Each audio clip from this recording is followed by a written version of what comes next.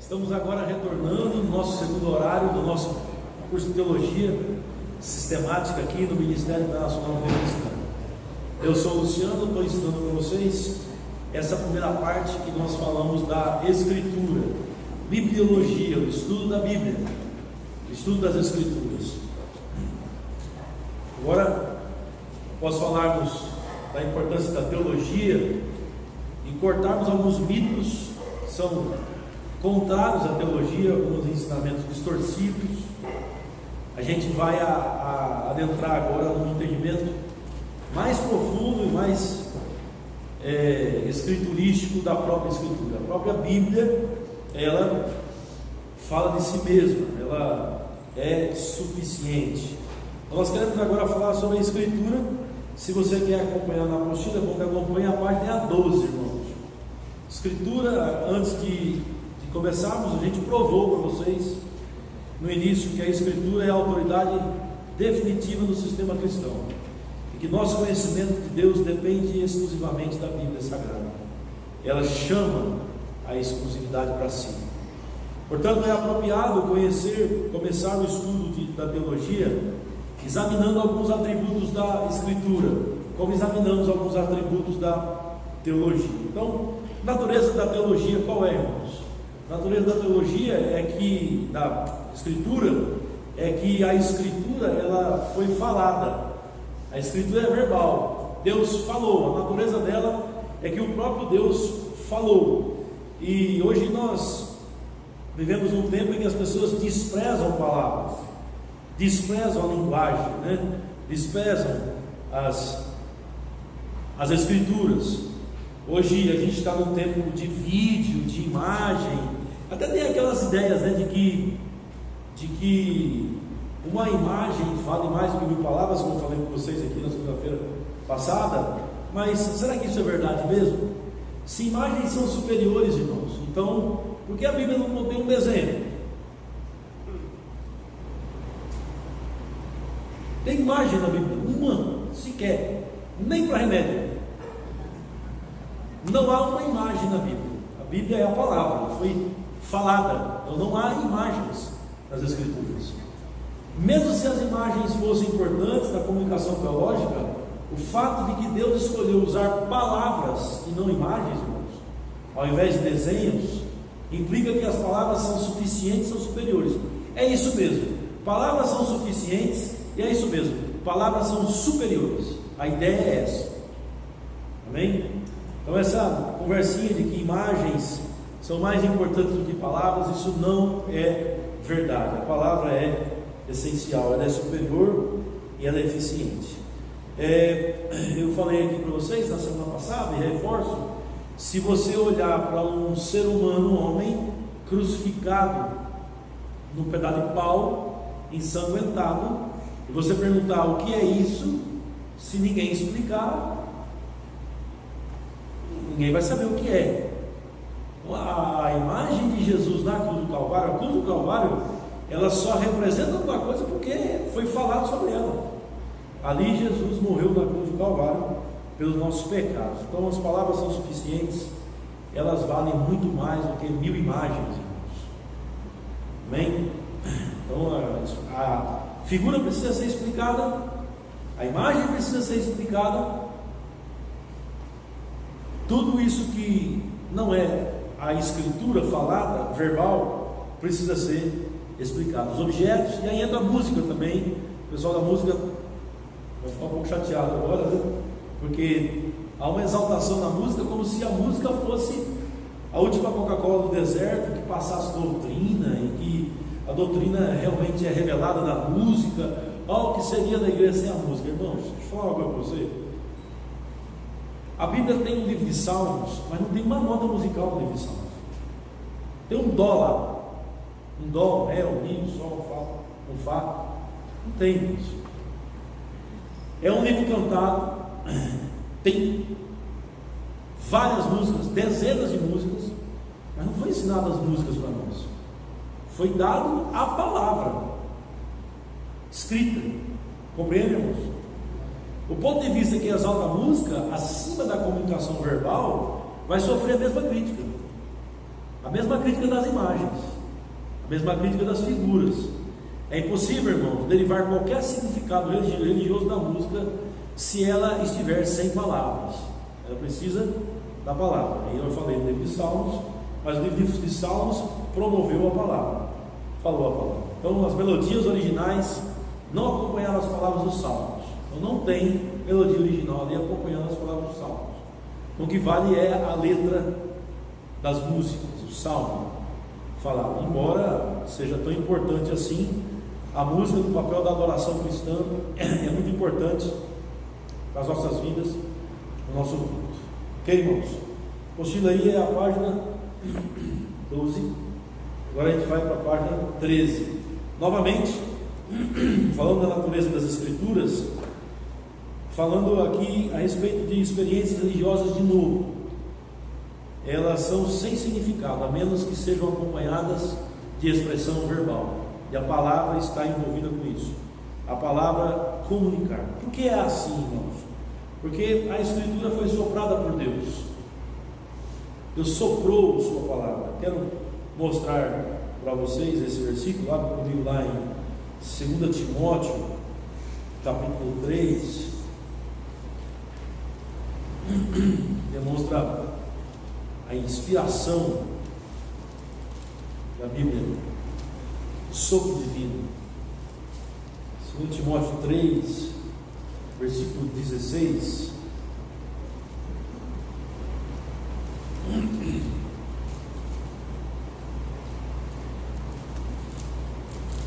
O texto diz assim, irmãos: toda a Escritura é soprada por Deus. Aqui é inspirada por Deus. A palavra usada, eu vou reforçar isso na próxima parte aqui, que vai falar sobre a inspiração da Escritura. Agora eu estou falando da natureza da Escritura. Vamos falar da inspiração da Escritura. Mas a palavra usada ali em grego de soprar é a palavra inspirada. E inspirado, soprado, é teopneustos. Você vê? É Deus soprando. Agora, não é Deus puxando, não, é Deus falando. Não é puxando, mesmo sendo inspirado. Quando você fala inspirado, é para Deus, puxando, né? Ó, inspira, respira. Ali no grego não é puxar. Deus não está puxando, Deus está soprando. Amém? Então a palavra de Deus, ela foi soprada pelo próprio Deus. Inclusive, só a título de curiosidade, todas as palavras que nós falamos, elas só saem porque tem sopro. O pulmão contrai, joga sopro, o ar bate nas cordas vocais e sai da sua boca. Palavras são sopros. Amém, irmãos? Que saem articuladas. Então a palavra de Deus é soprada por Deus, ela é inspirada por Deus. Embora os eventos que a Bíblia registram, os eventos que a Bíblia registra possam ser reveladores, a única revelação objetiva com a qual temos contato direto é com a Bíblia Sagrada, que foi inclusive preservada por Deus. Amém, irmãos? Nosso contato é com a palavra, com as Escrituras. Quero que você abra comigo aí em Provérbios 22, versículo 17 a 21. Nós queremos também tirar um mito aqui, que é uma ideia falada por muitos pastores emocionais, emotivos, sobre a questão do livro. A frase é a seguinte: precisamos conhecer o Senhor do livro, tentando desprezar o conhecimento bíblico, teológico, e enfatizar que conhece o Deus da Bíblia, o Senhor da Bíblia, o Senhor do livro. Provérbios 22, 17 e 21. É impossível olhar para o Senhor sem olhar para o seu livro. Não existe essa historinha, irmãos. Vamos olhar para o Senhor do livro. Você tem que olhar para a palavra do Senhor do livro. Olha para o livro do Senhor. Essa coisa meio que emotiva, meio que disfarçada, esse sofisma, Nós não precisamos conhecer a Bíblia Sagrada, precisamos conhecer o Deus da Bíblia. Irmãos, o Deus da Bíblia é o Deus da Bíblia, da palavra, da inspiração, da Escritura. Provérbios 22, versículo 17, diz assim, inclina o ouvido e ouve as palavras dos sábios, e aplica o coração ao meu conhecimento. Inclina, as palavras são muito fortes, irmãos, as palavras são muito intensas. Inclina, aplica, porque é coisa agradável os guardares no teu coração. Guarda o coração no coração, e os aplicares aos teus lábios. Guardar e aplicar aos lábios, falar, para que a tua confiança esteja no Senhor. Então olha, você conhece a palavra, você confia no Senhor, é automático. Conhece o Senhor, conhece a palavra, conhece o Senhor do livro, conhece o livro do Senhor, conhece o Senhor do livro, conhece as palavras do Senhor. Mas tem uma coisa que você não gosta, é quando alguém não acredita nas suas palavras. Quem que você aprendeu isso? Quem te ensinou isso? Alguém te ensinou essa indignação. É muito ruim quando você fala alguma coisa e a pessoa não acredita no que você fala. Assim é com Deus. Deus gosta quando as pessoas acreditam no que Ele fala. E a Bíblia fala a vontade de Deus. Aleluia. Confiança no Senhor. Quero dar-te hoje a instrução a ti mesmo. Porventura não te escrevi excelentes coisas, a palavra escrita, te escrevi acerca de conselhos e conhecimentos, para mostrar-te a certeza das palavras da verdade, a fim de que possas responder claramente aos que te enviarem. Esse é o propósito, conhecer o Senhor. Saia dessa historinha de conhecer o Senhor no livro. Conhece o livro do Senhor, você vai entender quem é Deus, acreditando em cada palavra de Deus. Amém, queridos irmãos? Todo mundo por aqui? Aleluia. Deus governa a sua igreja, irmãos, através da palavra. Sua palavra é o governo para a sua igreja. Ninguém amará a Deus se não amar sua palavra. Ninguém que ama a Deus não amará as suas palavras da mesma forma. Amo Deus, ama a palavra da mesma forma. Quem ama a Deus aqui? Amém. Ama a palavra da mesma forma. Quem ama a Deus ama a palavra de Deus da mesma forma. Não há uma separação, irmãos. Olha só o que Davi dizia. Davi expressava isso. Ele dizia: como eu amo a tua lei, medito nela o dia inteiro, como são doces para o meu paladar as tuas palavras, mais que o mel para a minha boca. Salmo 119, 97, 103. O temor do Senhor é puro e dura para sempre. As ordenações do Senhor, que é a palavra, são verdadeiras, são todas elas justas, são mais desejáveis do que o ouro, do que muito ouro puro. Irmãos, olha, hoje de noite aqui, ouvindo a palavra, estudando as Escrituras, o que está acontecendo aqui, e tem ouvidos para ouvir, ouça, é mais importante do que estar cheio de dinheiro, cheio de ouro, cheio de conta bancária gorda, cheio de barras de ouro. Não se compara com o que está acontecendo hoje de noite, sentado ouvindo e aprendendo a palavra. Quem tem ouvidos para ouvir, ouça. São mais doces do que o mel, do que as gotas do favo. Aleluia. Uma pessoa que realmente ama a Deus, uma pessoa ama a Deus somente até onde ama a Escritura. Está relacionado. Pode haver outras formas que eu indico o meu amor por Deus? Pode, com certeza, irmãos. Mas o amor pela palavra é algo necessário. Necessário. Não é opcional. Eu vou ter as outras coisas e posso ter uma baixa aceitação às Escrituras, que não vai ter problema. Não. Você tem que ter uma alta aceitação das Escrituras. Ela vem em primeiro lugar, depois vem as outras coisas. Está claro, irmãos? Aleluia. Temor do Senhor, sua palavra. necessária, pelo qual todos os outros aspectos da nossa vida espiritual são mensurados, tudo é mensurado pelas Escrituras. Essa palavra é inspirada, outra coisa da palavra, outra característica da palavra, ela tem uma natureza e ela tem uma inspiração verbal, como eu disse para vocês, proposital. O proposital da revelação é o seguinte, grava aí, coloca entre parênteses, é Deus falando com você. Essa é a proposição. Nós vamos falar muito sobre proposição. Qual é a proposição da revelação de Deus, da inspiração de Deus? Deus falando com você, essa é a proposição. Amém? É muito diferente do que a gente vê hoje, né? Lê um versículo da Bíblia, fecha a Bíblia, alguns não fecham, né? Para não dar muito na cara, saem do púlpito e dizem assim: agora sim Deus vai falar. Irmão, quando você fechou isso aqui, ó, Deus se calou, fala mais não através do ministro. E Deus fala a Bíblia. Então essa história de ler um versículo, sai de trás do púlpito, soprando nas pessoas, impondo as mãos das pessoas, dando palavras que não são, que na maioria são mentira, invenção, e não lê, e não estuda, e não fala a Bíblia, é distorção. Deus vai falar, deixa aberta a Bíblia, vai falar aquilo. Se você sabe a Bíblia decorada, os capítulos, os versículos decorados, amém.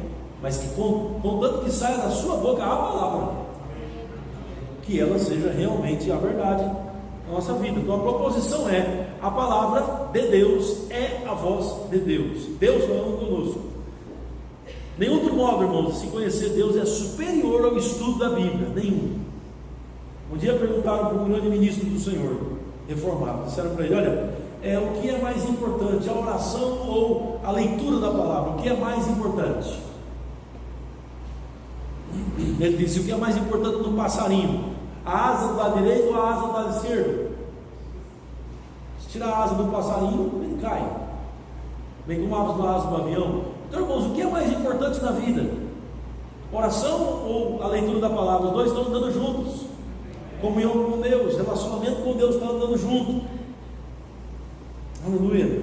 Palavra inspirada é a revelação de Deus, é a voz de Deus. E como eu disse aqui, nenhum outro modo de se conhecer a Deus é superior ao estudo da Escritura.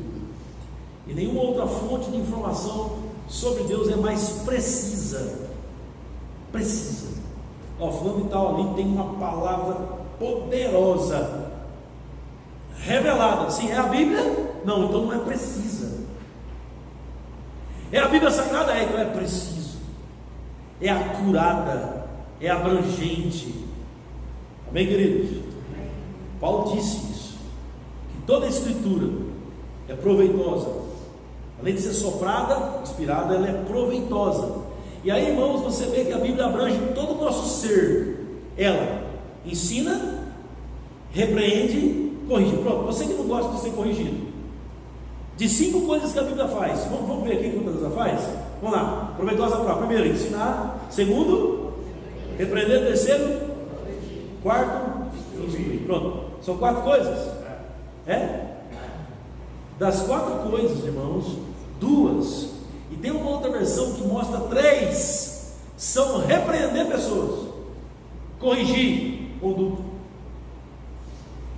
Que é assim, nós somos, irmãos, seres humanos, vivemos num mundo caído e perdido e temos uma carne. Ela precisa o tempo todo das Escrituras para ser corrigida, repreendida, exortada.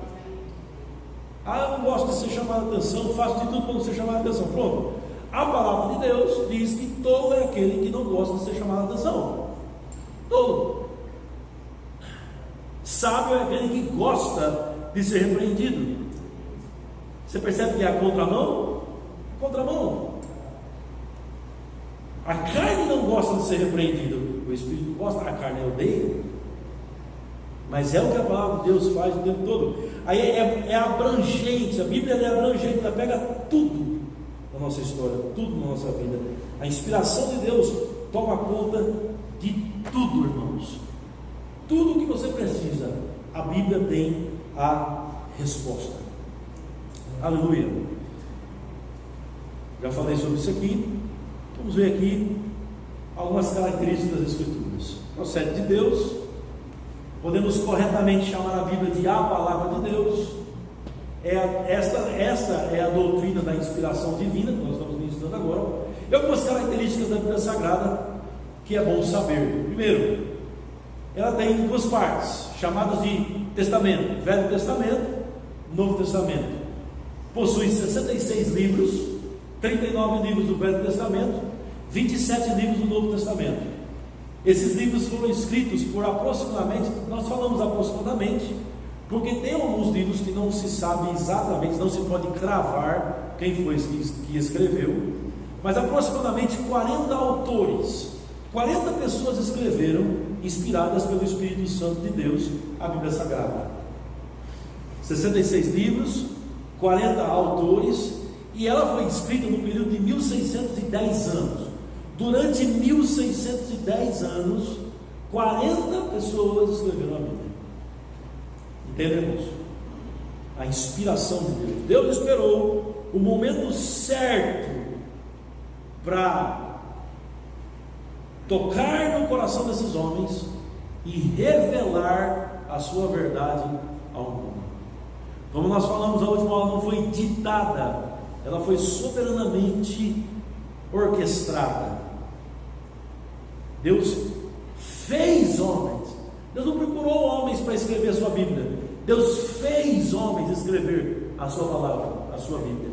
Ele não procurou, você achava, não. Ele fez esses homens, os criou, os colocou no devido lugar na hora certa. O tempo ficou cravado para que naquela hora a palavra fosse falada e fosse expressa e fosse inspirada para esses homens. Amém, queridos? São algumas características aí da Bíblia. E aí fala sobre Pedro. Pedro reforça a questão de que o que Paulo dizia estava no mesmo naipe das Escrituras do Velho Testamento. Vamos ler lá? Nós lemos isso semana passada, mas como eu disse aos irmãos, precisa fixar, necessário fixarmos nossa mente. Nós vamos precisar repetir várias coisas, muitos termos diferentes, alguns de vocês nunca ouviram, uma linguagem diferente, forma diferente de se ensinar. É necessário você falar várias vezes. Em 2 Pedro capítulo 3, versículo 15,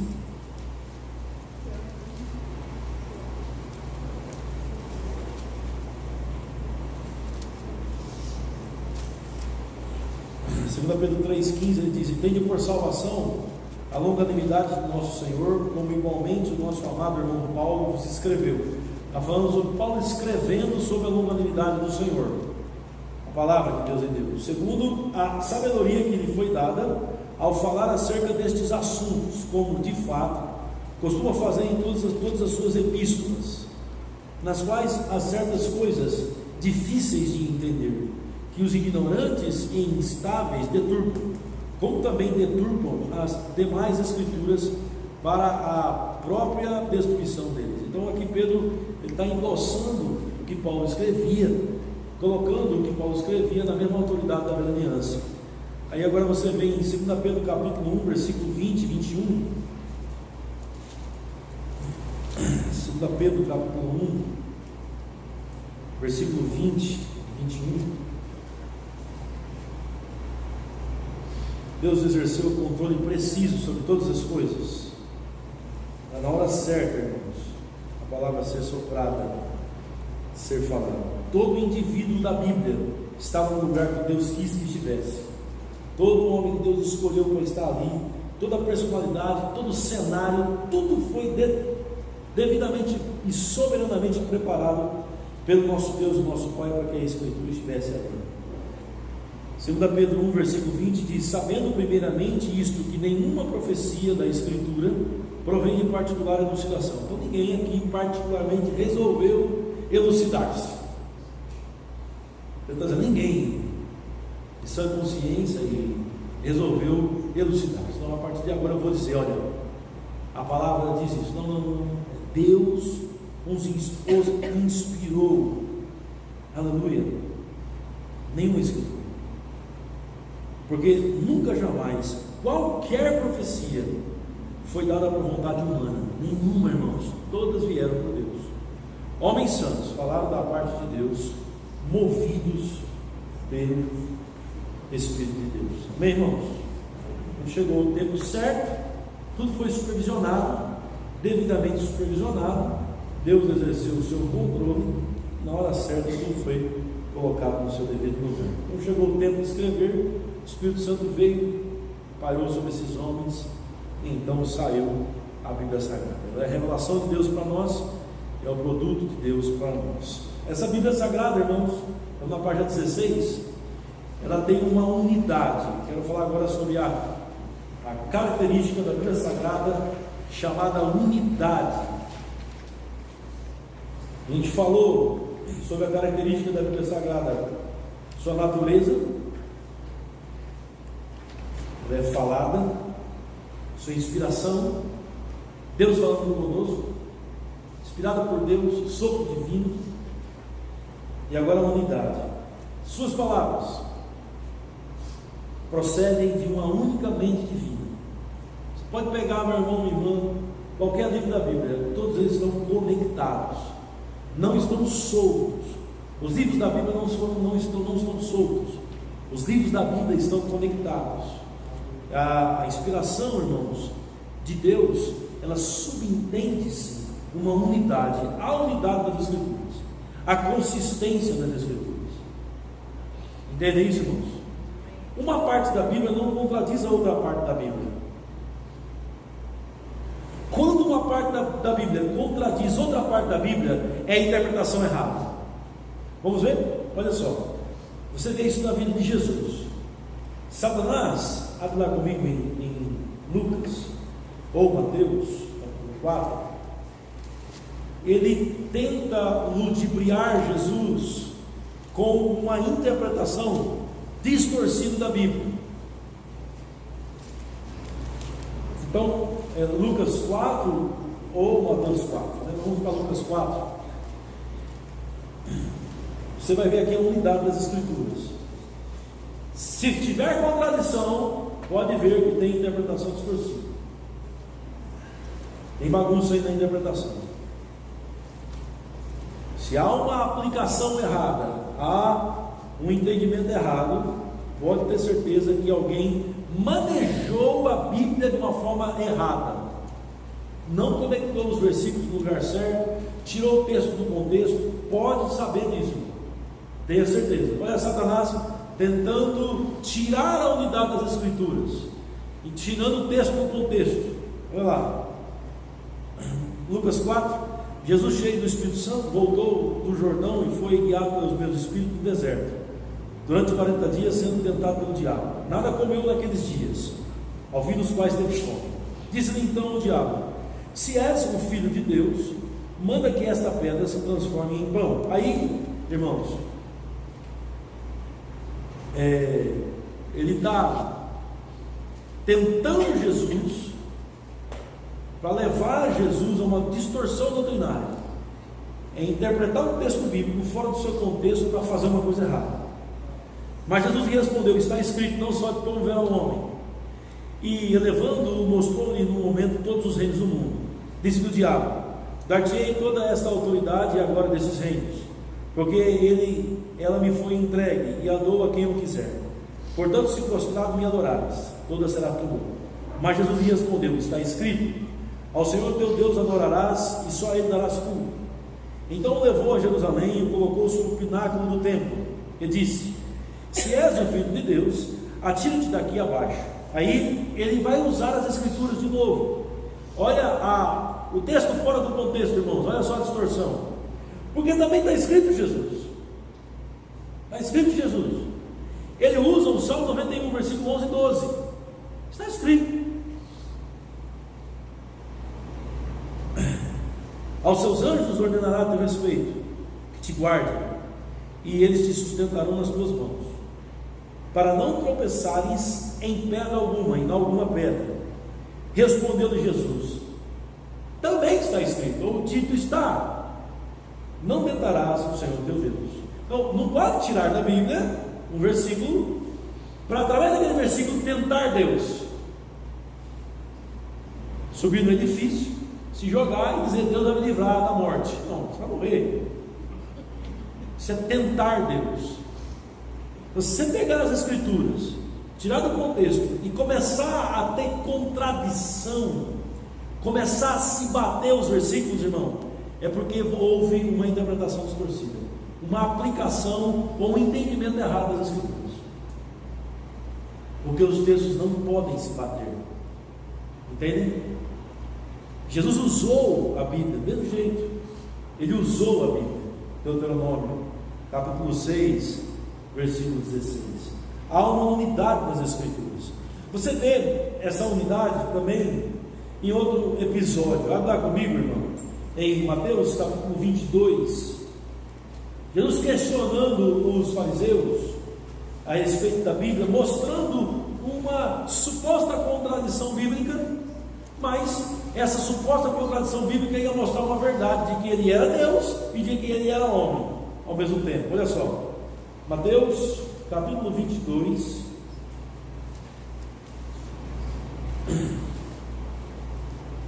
estão comigo, irmãos? Todo mundo aí? Agora é uma hora crítica da aula, 15 para as 10, já começa a baixar a adrenalina, né? O Senhor é a sua força, vamos lá. Em nome de Jesus, vai. Mateus 22, versículo 41. Reunidos os fariseus, interrogou-os Jesus: que pensais vós no Cristo? De quem ele é filho? Respondeu eles: ele é filho de Davi. Replicou-lhe Jesus: como pois Davi pelo Espírito chama-lhe Senhor, dizendo: disse o Senhor ao meu Senhor: assenta-te à minha direita, até que eu ponha os teus inimigos debaixo dos teus pés? Se Davi, pois, lhe chama Senhor, como é ele seu filho? Não é? Então Jesus pega as Escrituras, joga para cima dos fariseus uma suposta contradição e mostra a unidade das Escrituras. O que Davi estava querendo dizer? Se o Messias, o Cristo, é filho de Davi, como vocês estão falando, e ele realmente é filho de Davi, mas por que Davi disse que ele é Senhor? Disse o Senhor ao meu Senhor, disse Deus a Jesus, Deus Senhor, Jesus meu Senhor também. Como é que pode, se o Messias é filho de Davi e o Davi chama o Messias seu filho de Senhor? Então parece uma contradição, não é? Mas não, Jesus está explicando a Bíblia para eles. Ele está mostrando uma realidade diferente, que o Messias que viria seria de fato descendente de Davi segundo a carne, mas o Messias que viria é filho de Deus no seu espírito e eternamente. E o Davi que tem na carne Jesus como sendo seu filho, o Davi ele tem que dar toda a honra, glória e adoração a Jesus, que é o seu Senhor. Entendeu? Há uma unidade. Os fariseus não entendiam isso, ficavam na contradição. Não há contradição na Bíblia, irmãos. Não há erros. A Bíblia é inerrante. A Bíblia é absolutamente perfeita. Alguém pode dizer glória a Deus aí? Mas essas coisas estão entrando e fixando-se em nós. A gente vai olhar a Bíblia depois dessa aula de uma forma